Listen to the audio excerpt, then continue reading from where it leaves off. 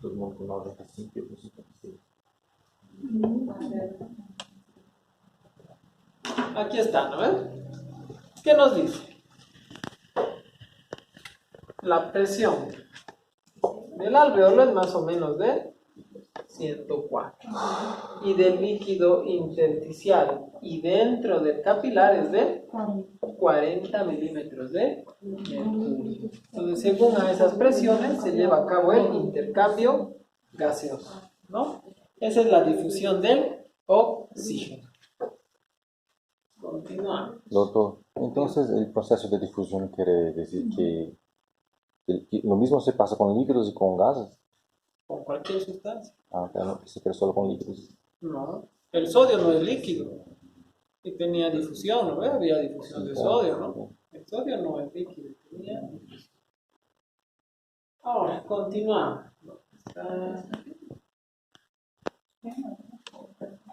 Não é bem assim, porque substâncias líquidas e ar, substâncias líquidas de ar, né, tem a mesma estrutura de leite, mas as sólidas não. Mas o que passa com a substância sólida, que seria semissólida, seria que não é semissólida, mas digamos que ela está viajando junto com o líquido, né? Ela viaja, não é? A veces se llama solución. Es un soluto diluido en un solvente. Ya. ¿Recuerdan la barrera de filtración glomerular? ¿De qué estaba compuesta?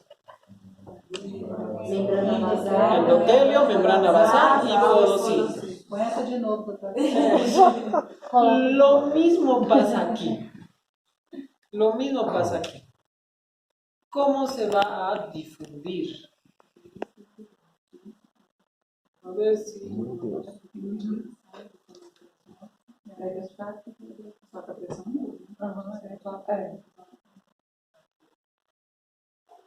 Aquí están nuestros pulmones. ¿Dónde se lleva a cabo el intercambio gaseoso?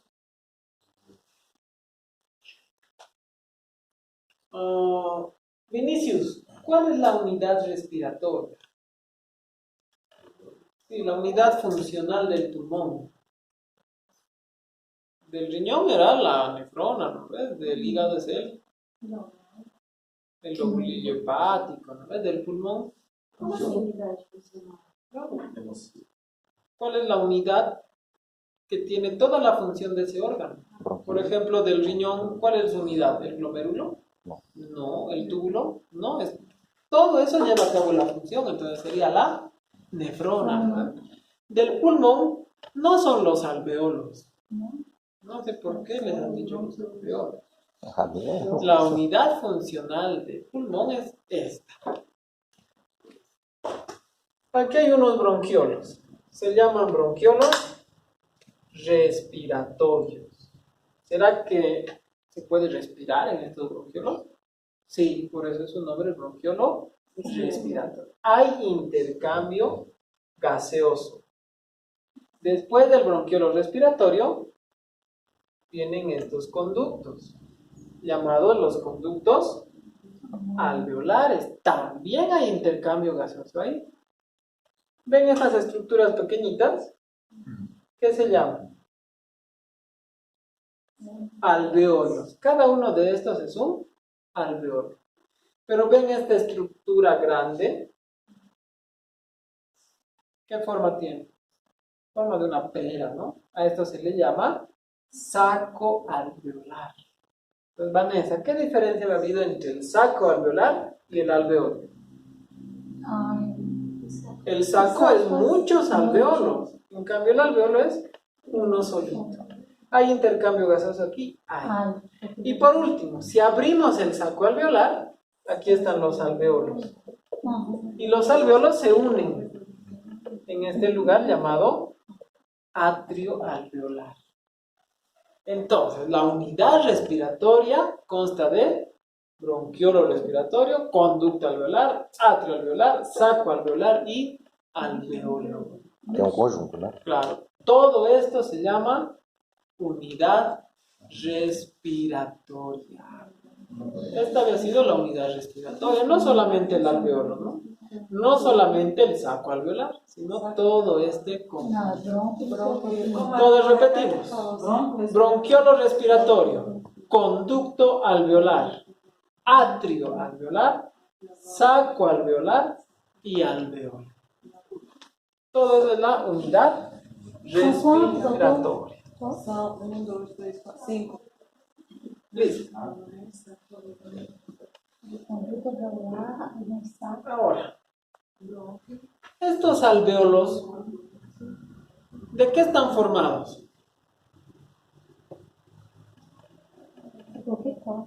De bronquíolos. ¿De qué estará formado un alveolo? Bronquíolos solares. Es igualito que el endotelio, es epitelio plano simple. Entonces este alveolo que ven aquí estaría formado así. ¿De qué está formado el alveolo? Epitelio plano simple. A esto se le da el nombre de neumocito tipo 1. ¿De qué había estado formado un alveolo? De neumocitos tipo 1. ¿De qué está formado los vasos sanguíneos? Endotelio. ¿De qué están formados los vasos sanguíneos? De endotelio, ¿no? Entonces vamos a dibujar aquí endotelio. Y por aquí están pasando los glóbulos rojos. Ahora, ¿qué había debajo de cualquier epitelio?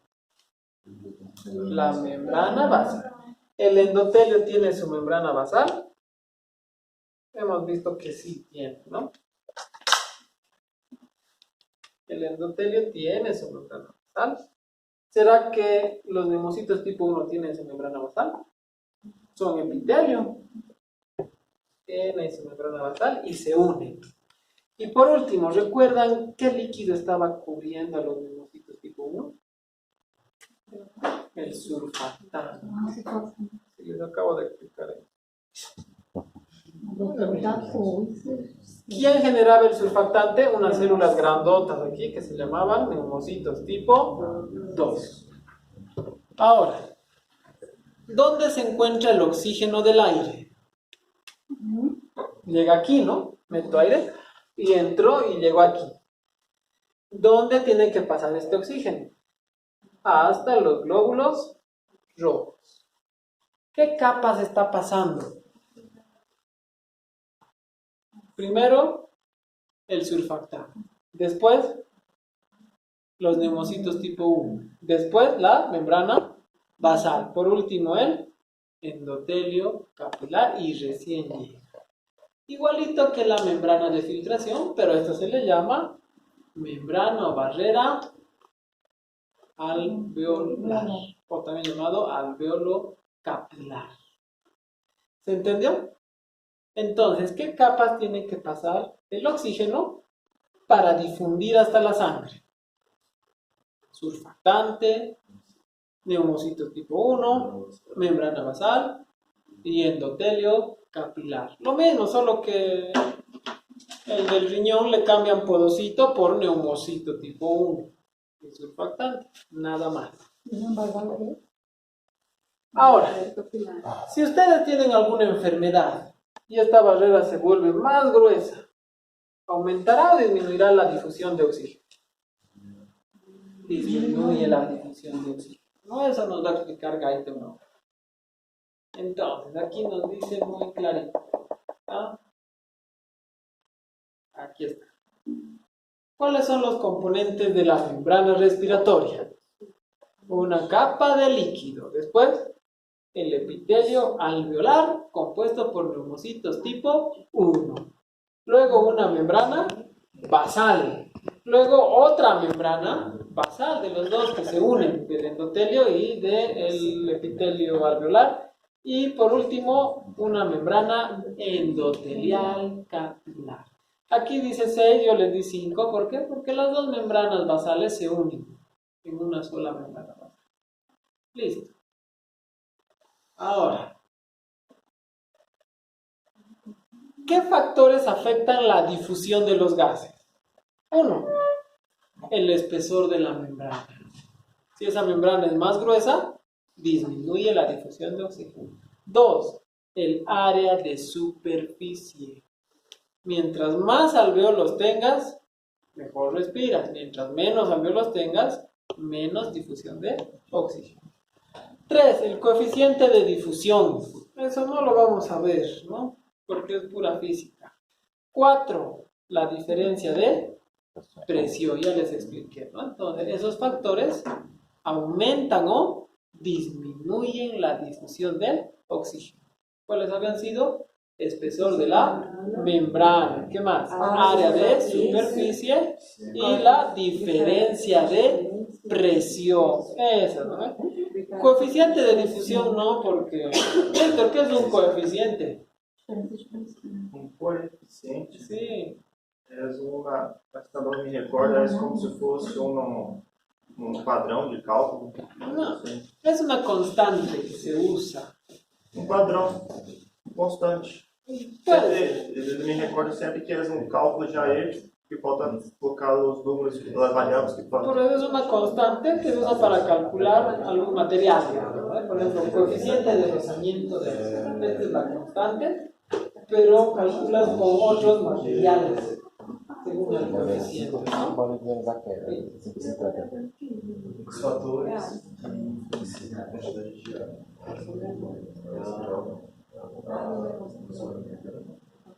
A área de superfície, a diferença de Ya. ¿Cuáles eran las presiones del oxígeno? 104 y 40. Ahora vamos a ver las presiones del dióxido de carbono. Del dióxido de carbono son más o menos similares. Nos dice 45 y 40. 45 y 40. Entonces, ¿cuánto será la difusión? Vamos a dibujar aquí. Aquí está mi pulmón, aquí está el vaso sanguíneo. En el vaso sanguíneo es 45. En el pulmón es 40. ¿De dónde a dónde va el dióxido de carbono? De la circulación hacia el exterior. Como ven es diferente, ¿no? El oxígeno iba al revés. Y lo mismo pasa en el tejido. Ya vimos las presiones pulmonares en las tisulares. Aquí está. Dióxido de carbono. ¿Cuánto es la presión? 45 y 40. Y va a difundir desde el capilar desde las células hacia el capilar. Hasta igualar. Siempre tienden a igualar, ¿no? Listo. Ahora, ¿qué más nos falta ver?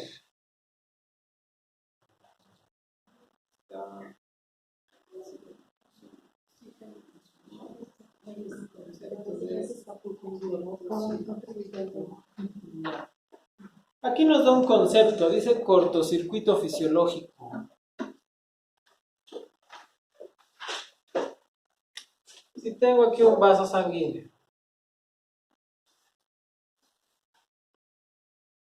por el vaso sanguíneo están circulando glóbulos rojos. Aquí está mi pulmón y está llegando mucho oxígeno. ¿Cuánto tiempo está en contacto la sangre con el oxígeno del pulmón? Nos dice que más o menos 0,8 segundos. Ni siquiera un segundo, 8 microsegundos y pasa la sangre. ¿Será que todos los glóbulos rojos van a terminar con oxígeno? No. Como es tan rápido, algunos se pasan y no pudieron captar oxígeno. ¿Por qué? Por la rapidez, ¿no?, con la que está pasando la sangre. La mayoría sí va a captar oxígeno, pero algunos van a pasar y no van a poder captar oxígeno. A eso se le llama sangre de cortocircuito.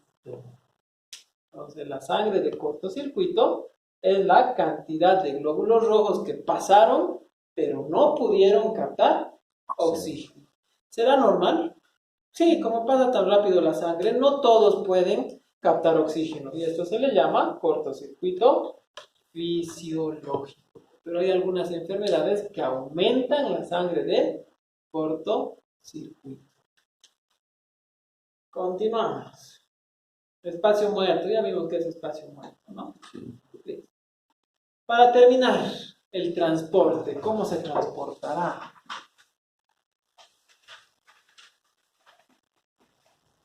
¿Quién es el encargado de transportar el oxígeno y el dióxido de carbono? La hemoglobina. La hemoglobina, cuando se combina con el oxígeno, se llama oxihemoglobina. Cuando se combina con el dióxido de carbono, ¿qué se llama? Es carbamil, o si no, carbamino hemoglobina. Pero también hay un extra. Cuando se combina con el monóxido de carbono, se llama carboxihemoglobina. Entonces, hay tres tipos de hemoglobina que tienen que saber. Cuando se combina con el oxígeno, ¿qué se llama? Oxihemoglobina. Creo que no voy a preguntar, es muy fácil. No. Con el dióxido de carbono, carbamil hemoglobina o carbamino hemoglobina. Con el monóxido de carbono, carboxihemoglobina. Son los tres tipos de hemoglobina que van a haber en la sangre, ¿no? Ahora, ¿cómo se transporta? Ya vimos aquí cómo se intercambiaba, ¿no? La presión de oxígeno, ¿cuánto era?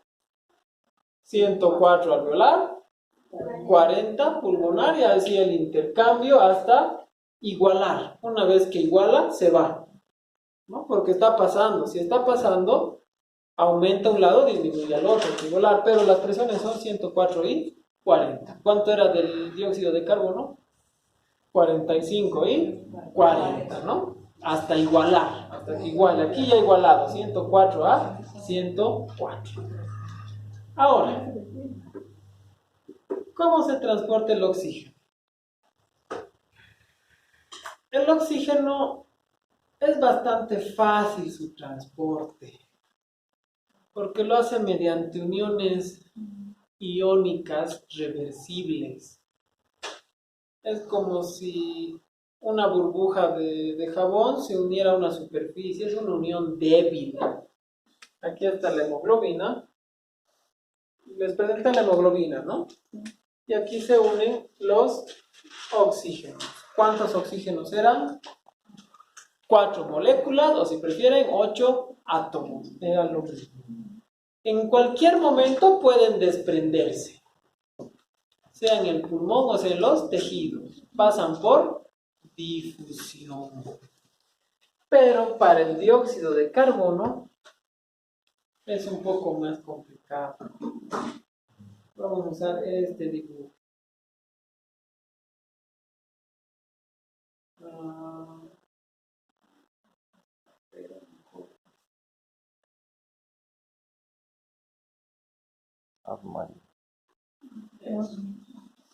Esta es una célula cualquiera.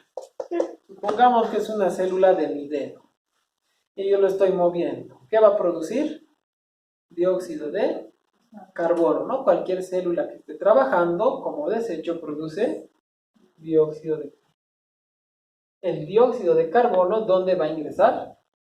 A la sangre. Pasa a las células endoteliales. Y luego va a ingresar dentro del eritrocito, dentro del glóbulo. Algunas veces se combina con la hemoglobina. Este es el mismo dibujo, ¿no? Dióxido de carbono, ingresa el dióxido de carbono. Se une a la hemoglobina. ¿Y qué va a formar? Hemoglobina más dióxido de carbono. Carbamil hemoglobina. A veces hace eso, pero muy pocas veces. Es casi un 20% de todo el dióxido de carbono. ¿Cuál es el otro 80%? Ingresa dentro del eritrocito y el eritrocito le añade agua. Si tengo dióxido de carbono más agua, hay una enzima llamada anhidrasa carbónica que me convierte esto en bicarbonato más un hidrógeno. El bicarbonato, ¿dónde tiene que estar? En la sangre, ¿no es? Siempre les dije que el bicarbonato debe estar en la sangre. ¿Para qué? Para que la sangre nunca esté ácida, porque este es un antiácido. Entonces, ¿qué estaría transportando el eritrocito? Un hidrógeno, nada más. Porque el bicarbonato se iría a la sangre. Como ese hidrógeno es positivo, para anular esa carga tiene que ingresar un negativo mediante una bomba de hidrógeno y cloro. Y desde mi dedo va por la sangre hasta los pulmones. En los pulmones hace lo opuesto. Ese bicarbonato que estaba en la sangre vuelve a entrar al eritrocito. Se le añade ese hidrógeno que estaba ahí y por acción de la anhidrasa carbónica se convierte otra vez en dióxido de carbono y agua. Y por difusión y la diferencia de presiones que era 45 y 40, el dióxido de carbono sale y lo expulsamos. ¿Se entendió? ¿O no? Entonces, volvemos a repetir. Muy pocas veces el dióxido de carbono ingresa, se combina con la hemoglobina y forma carbamil hemoglobina. La mayoría de las veces el dióxido de carbono entra, el eritrocito le añade agua y la anhidrasa carbónica convierte en bicarbonato y un hidrógeno. Ese eritrocito mete un cloro. Ahora, este glóbulo rojo viaja hasta el pulmón. En el pulmón vuelve a meter el bicarbonato, le añade el hidrógeno, otra vez la anhidrasa carbónica convierte en dióxido de carbono y agua y el dióxido de carbono sale. Obviamente el cloro vuelve a salir para igualar las cantidades. Francisco, ¿se entendió esta parte? El canal ¿Ah? dijo que no. ¿No? No, pero... Ya, pero lo que quiero que sepan es que el dióxido de carbono se va a transformar dentro del eritrocito, ¿no? En agua, en bicarbonato y un hidrógeno. Y lo que va a transportar va a ser el hidrógeno en sí. Si yo dejo de respirar, ¿qué se van a acumular? Hidrógeno. Cuando hay muchos hidrógenos en una solución, ¿qué se llama? Ácido. Ácido. Entonces es la fisiología de la acidosis respiratoria, ¿no? Para que más o menos entiendan esa parte. Bueno, fisiopatología. Con eso terminamos lo que es intercambio gaseoso. Este es el último tema que va a entrar al examen. Regulación de la respiración. ¿Sí? ¿Se acuerdan cómo se regulaba la presión arterial por parte del sistema nervioso? Mediante el seno carotídeo, ¿no? Eso, había varoreceptores que veían cuánta presión hay y luego trataban de mantenerla en lo normal. Lo mismo pasa con la respiración. ¿Quién creen que va a regular la respiración? Los quimioreceptores. ¿Qué hacían los quimioreceptores? Monitorizaban las cantidades de oxígeno y dióxido de carbono y eso va a regular la cantidad de respiración. ¿Dónde va a estar nuestro centro respiratorio? Nos dice que tiene 3 grupos bastante importantes. ¿Dónde se encontraba el centro respiratorio? Aquí. Este es el mesencéfalo, este es el puente, este es el bulbo. ¿Dónde se encuentra entonces el centro respiratorio? En el bulbo. Mesencéfalo, puente y bulbo. Aquí está. Centro respiratorio se encuentra en el bulbo. Tal vez pregunte eso en el examen. ¿Cuántos tipos de neuronas va a haber? 3. 1. Un grupo respiratorio dorsal, o sea que está posterior. 2. Un centro respiratorio ventral. Y por último, un centro neumotáxico. El dorsal, sobre todo, controla la inspiración. El ventral, sobre todo, controla la expiración. Y el neumotáxico, la frecuencia.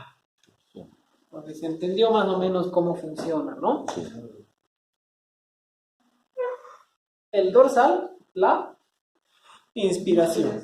El ventral, la expiración. Y el neumotáxico, la frecuencia. ¿Y un ventral? La expiración. Ahora, ¿quiénes van a transmitir información a estos centros respiratorios? Los quimioreceptores, sobre todo. Algunos varoreceptores, pero lo que nos interesa son los quimioreceptores, no son los quimioreceptores. ¿Quién va a iniciar la respiración? El centro respiratorio dorsal. Siempre va a ir descargando acciones repetitivas para la inspiración, ¿no? Siempre es algo autómata, como el nodo sinusal del corazón, ¿no? Bien. El centro neumotáxico, como ya dijimos, va a aumentar o va a disminuir la frecuencia respiratoria, ¿no? La frecuencia respiratoria. Ahora, ¿cómo es la señal para la inspiración? Por ejemplo, en el corazón, más o menos, era así, ¿no? De esa manera. Cualquier onda. Esta era una onda en espiga o en aguja, si prefieren, ¿no? Esta era una onda en meseta y estas eran las ondas rápidas. Esta era del corazón, ¿no? De cualquier modo. Del pulmón en la respiración es de esta manera.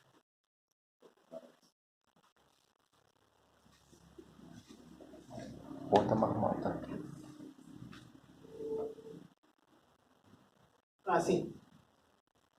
¿Qué parece? Una subida. Una subida. A eso Guyton le llama señal de rampa. ¿Qué quiere decir? Que va aumentando poco a poco. Esas son las señales para la inspiración. Primero metemos poco aire y luego más. A eso se refiere como una señal de rampa, que tiene periodos de más o menos 2 segundos o de 3 segundos. Entonces no es ni en espiga, ni en aguja, ni en pulso rápido, sino que es en rampa. De esa manera puede controlar lo que es el incremento o la disminución de la señal cuando quiere el centro respiratorio. Pero para nosotros es rampa. Listo. Está. Nos dice que en la protuberancia tal vez haya un centro apnéustico, o sea que suprime la respiración, ¿no? Pero todavía no está confirmado. Aquí está, control químico. ¿Dónde se encontraban los principales quimioreceptores? En el glomus carotídeo. Guyton le dice cuerpos carotídeos, pero nosotros lo hemos conocido como glomus carotídeo. Pero también nos dice que hay glomus aórticos. Entonces hay quimioreceptores en la carótida y en la aórtica. Ahora, ¿qué van a monitorizar? Oxígeno, dióxido de carbono, pero también nos dice que van a monitorizar iones hidrógeno. ¿Por qué hidrógeno? Ya vimos que el dióxido de carbono no se transporta mucho como dióxido de carbono. ¿Cómo se transportaba? Como hidrógeno. Entonces van a monitorizar los tres: el oxígeno, el dióxido de carbono y el hidrógeno. Ahora, va a haber algunas zonas quimiosensibles. ¿Qué quiere decir eso? Casi todo esto es el glomus carotídeo. Va a tener una zona sensible al oxígeno, va a tener una zona sensible al dióxido de carbono y va a tener una zona sensible a los hidrógenos. A esto Guyton le llama las zonas quimiosensibles. Y no solo en el glomus, también va a haber zonas quimiosensibles en el centro respiratorio. Aquí, justamente, en el centro respiratorio hay zonas quimiosensibles.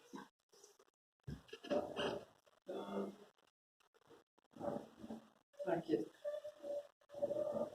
Por último, nos indica la vía. ¿Por qué vía va a llegar el estímulo hasta el bulbo? Si ustedes recuerdan, el centro o los varoreceptores mandaban la información por el nervio de Hering y por el nervio vago. Los quimioreceptores, ¿qué vía van a usar? El glosofaringeo. El glosofaringeo. Si recuerdan, ¿quiénes inervaban los quimioreceptores? El 9 y el 10. Ya vimos el vago y ahora le toca al glosofaringeo, es la vía del glosofaringeo. Y por último, para terminar, y con esto ya está donde está cuarto. terminamos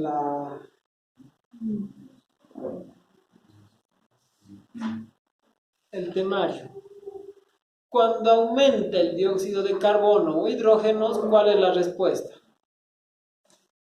Aumento de la frecuencia respiratoria. Cuando disminuye el oxígeno,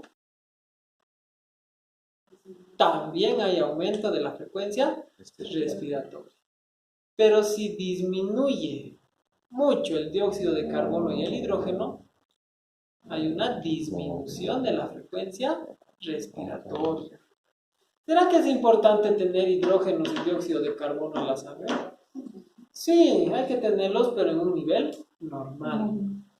Por eso, cuando una persona respira mucho, si yo comienzo a respirar de esta manera, ¿será que voy a tener algún problema con mi dióxido de carbono?